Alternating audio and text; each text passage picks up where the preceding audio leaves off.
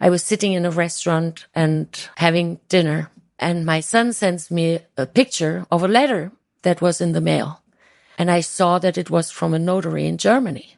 And then I thought, that is really weird, because the letter was from my uncle. He wrote my address on it, but inside was a letter, and it had to do with his will. And then I knew this is no good news.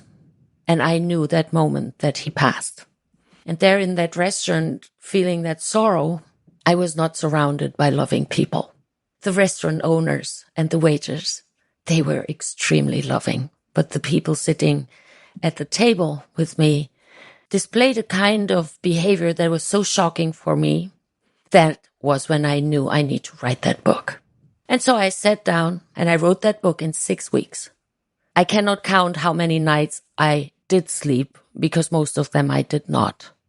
After writing the book, that's one story. But so then comes the editing process and, adding all the images and so forth. So this book is very, very dear to me. And truly, since I published it, I receive random emails from readers where they say, I wish I had read that 20 years ago. I wish I had known that. And then I respond to them, I wish I had known that 20 years ago. And then we are kind of on the same page.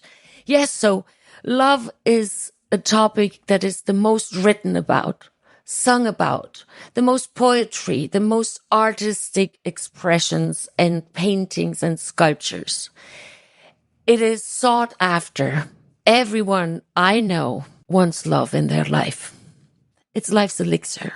Okay, there's oxygen. Well, yes. It is oxygen too, but emotionally. But then the question is, so what is it? Because I asked 200 people, what is your definition of love? And I received 200 different answers.